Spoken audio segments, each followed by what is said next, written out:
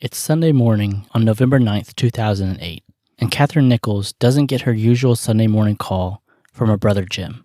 Just a day ago, Catherine Nichols was out doing some early Christmas shopping with her brother Jim.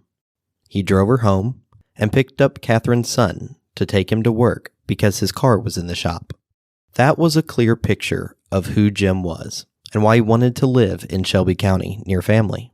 He wanted to be a help to them. So Jim dropped me off, and then my middle son had to work, and his car wasn't working right. So Jim picked him up and took him to work. And I was upstairs changing clothes because it was getting colder, and he left before he didn't even tell me goodbye. So I don't even know who it was in the house that towed me. And I remember picking up the phone, and I called Jim and I said, bye, sis. Had a great time, or had a great day. Love you. And he laughed and he said, bye, sis. Had a great day. Love you. And I laughed. I said, I love you too. That was the last time Catherine heard Jim's voice. The last laugh they were able to share together. Catherine assumed she would hear from Jim in the morning, like she always did. But the next morning, Jim didn't call. I get up Sunday morning, my one day off, and Jim didn't call me. He called me every Sunday morning. Like I said, we talk 3 to 5 times a day. To me, it's normal. Everybody else didn't think it was normal. To me, it was normal. Because he would try to get me to go to church or something, and I'm like, it's my one day I'm sleeping in. Tony was either playing golf or hunting or something, so that was my one morning of peace and quiet. And he didn't call, and I thought that was a little odd. But that day I was feeling sick. I just couldn't figure out what was going on. Something just wasn't right that day. Tony comes in that afternoon, about 4:30. We went to Walmart to get groceries. I'm still feeling sick the whole time we're at the store. So by 7:30, we're in bed. I just didn't feel well. It's now Sunday evening, and Catherine still hasn't heard from Jim. And so Kathy called and asked if Jim was with me. And I'm like, no, he's always with you all. Church, tumbleweed with the members, horseback riding, and then he'd come in and call me. And she said he didn't come to church. I went, what? She said he wasn't at church today. Catherine and her husband Tony decide to drive over to Jim's house on Rockbridge Road, as no one has seen or heard from him all day, and he hasn't been returning any of their phone calls. So I'm laying there, not even 5 minutes, and Tony looks at me and he said, you're not going to rest, are you? I went, no. I got a bad feeling. So we got dressed, put the winter coat on, put the door key in my pocket. My middle son was downstairs, and I said, we're going to go check on your Uncle Jim. He didn't go to church today. No one has seen him. He's not answering phone calls. So Tony and I drove out to his house, and the truck wasn't there. And we had flashlights. So the front of the house, you've been there, has the big window. And then we went all the way around. The back bedroom window, there was a light on in the bathroom, but the screen looked like somebody had pried it open, or it was pushed up a little. But in the middle of the bed, I had a pile of sheets. So the bed wasn't made. We looked in the window again, and there's Bo. Of course, he's 6 months old then, and he's just looking at us like, what's going on?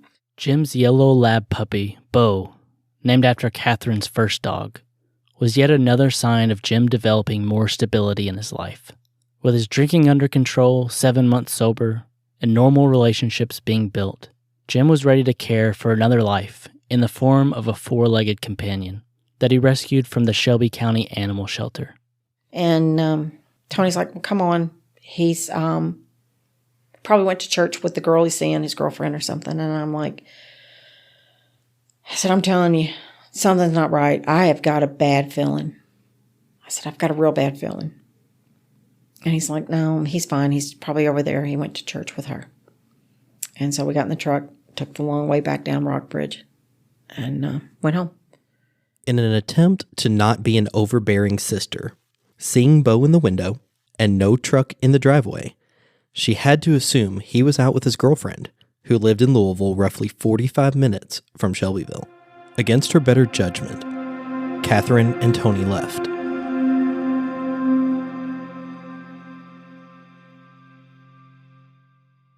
Catherine awoke to a Monday with more of the same. Still no word from Jim or anyone else who may have seen him. Next day, I got up, called Kathy again. She hadn't heard anything. I think she started calling the hospitals, and I started calling the jails. And we were calling Jim still. And then I ended up dropping my husband off at work, and I got to the four-way stop. That's when I remember calling my sister. And then my friend Amy called through, and she said, she asked me if I'd found my brother, and I said no. And she said, I got a bad feeling, and I said, so do I. And I had my sister on hold. I said, that's 3 women's intuition. I'm going back. Normally, with my sister, I just hang up and say, I'll let you know. And this time she wouldn't let me hang up. She said, you're not hanging up on me. You're going to stay on the phone. She said, you're going to keep me on the phone. And I'm like, sis, I got it. And she goes, you're not hanging up this time. Catherine arrives at the home of her brother Jim on Rockbridge Road for the second time, far away from the lights of the small town of Shelbyville. The house is tucked away on a small, winding country road across the street from the Methodist church that Jim attended and volunteered at as a handyman, almost 2 miles away from the nearest neighborhood. The home sits off of the main road on a corner lot and surrounded by trees. This time, Catherine goes into the house.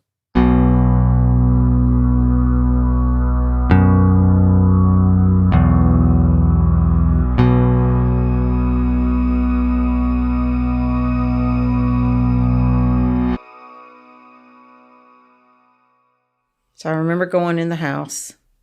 Of course, I hadn't been there since he got the ADT. I knew what the alarm number was.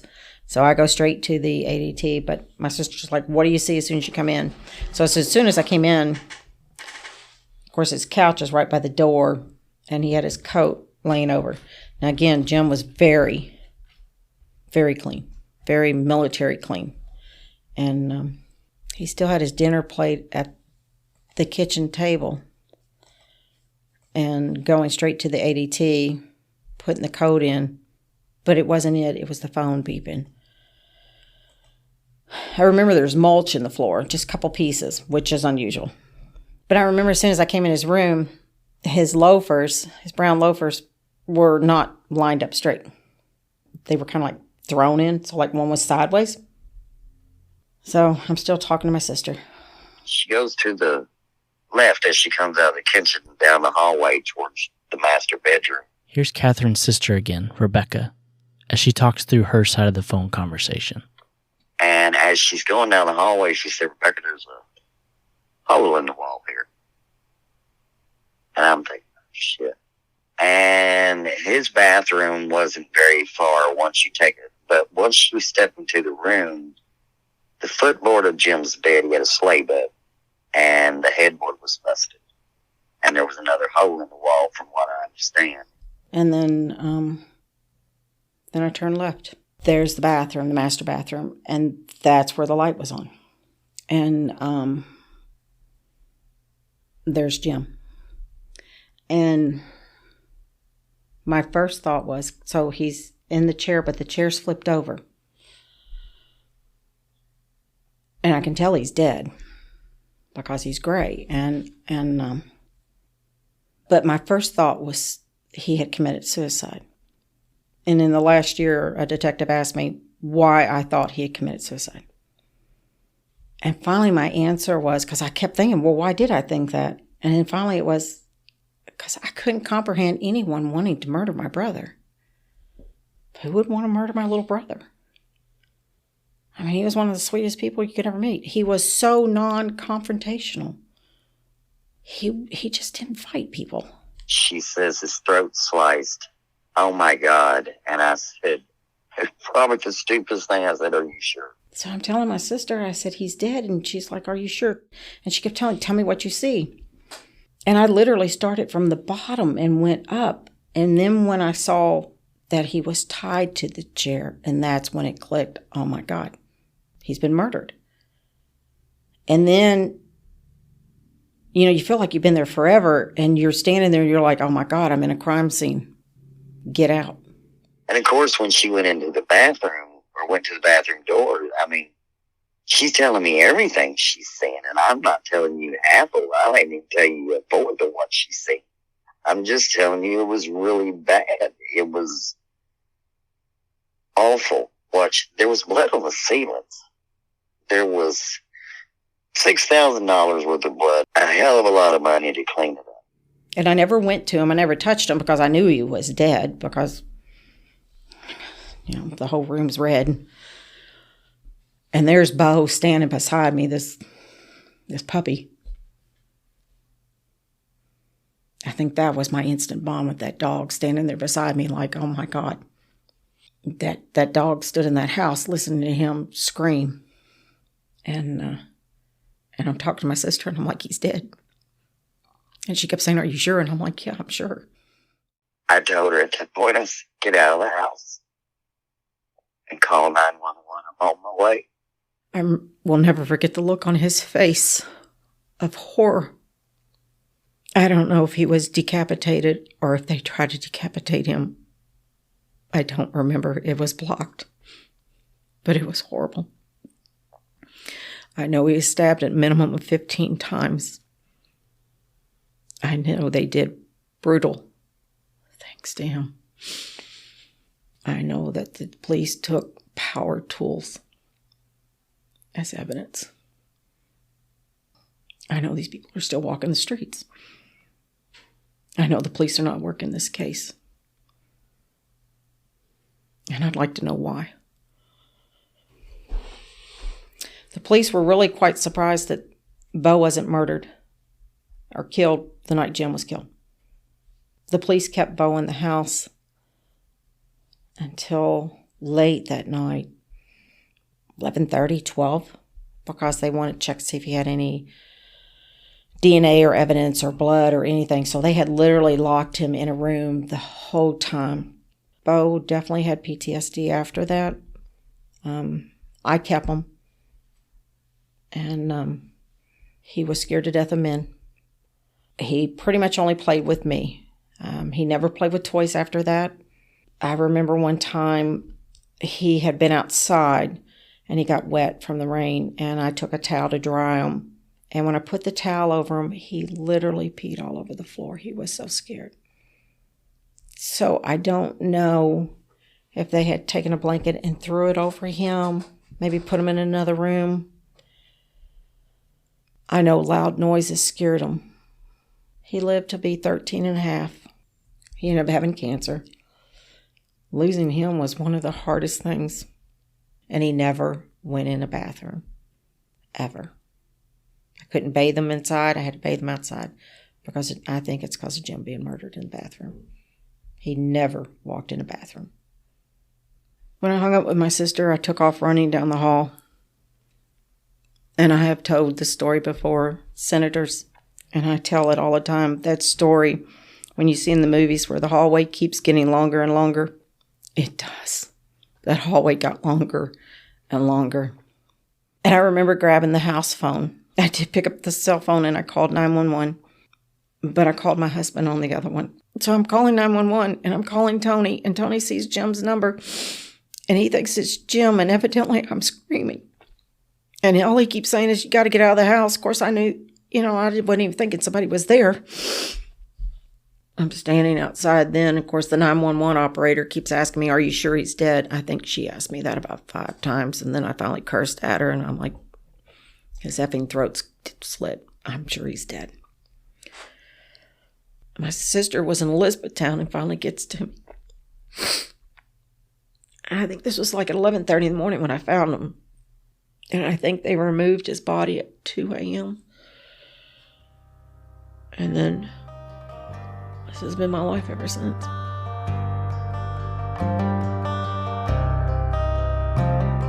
Jim was found tied to a chair inside the master bathroom. He was stabbed multiple times and his neck was slit. The house showed no signs of forced entry. It has been theorized and is very likely that the suspect or suspects entered through Bo's dog door, as it was big enough for someone to squeeze through. Many people believe that there were at least 2 suspects involved in this murder, and we will touch on the reasoning behind that in a later episode. The suspects then took Jim's truck and ATM card, drove to Jim's bank in downtown Shelbyville and stole money from his account. They then dumped Jim's truck nearby. Jim Duckett was found by Catherine on Monday, November 10th, 2008. To come in and do what they did to him. He didn't deserve, nobody deserves that. Your worst enemy in our world. I've had stupid people tell me through the years, oh, I would do to them what they did to him. No, you wouldn't. You really wouldn't. You wouldn't wish that on nobody, even the people that did it. I don't wish that on them. I wish the death penalty. I wish justice. But to do to them what they did to him, I couldn't do that.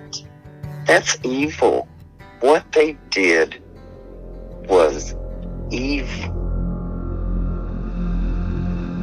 So who would want to hurt Jim? His life was looking up. He was always helping his family and friends as much as he could. Who would want to do something so brutal, so evil? It turns out this wasn't the first time Jim Duckett was the victim of a crime in town. Not only was it not the first time, this wasn't even the first time this year. And he started yelling he had been robbed. And I said, what did they take? And he told me that the only thing they took was his jewelry. And he had it in it was like a cigar box. Whoever did it had to have known what was inside of it because it wasn't a jewelry box. He came over and he sat there and he wasn't making eye contact with me, and he said, I'm going to get an ADT system. He said, I'm going to put in a security system. And of course, 9 days later, he was murdered.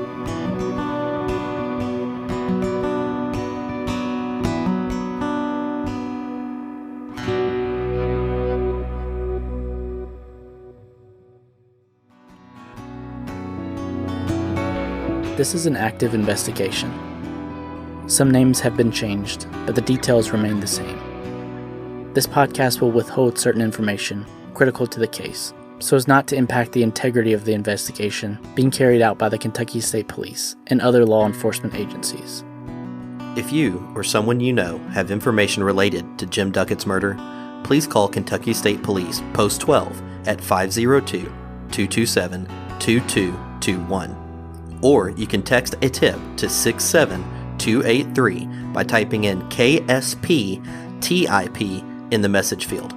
Leave a space and then enter the information that you have regarding the crime. The messages are then sent to a separate service where any identifying information is removed to keep it anonymous.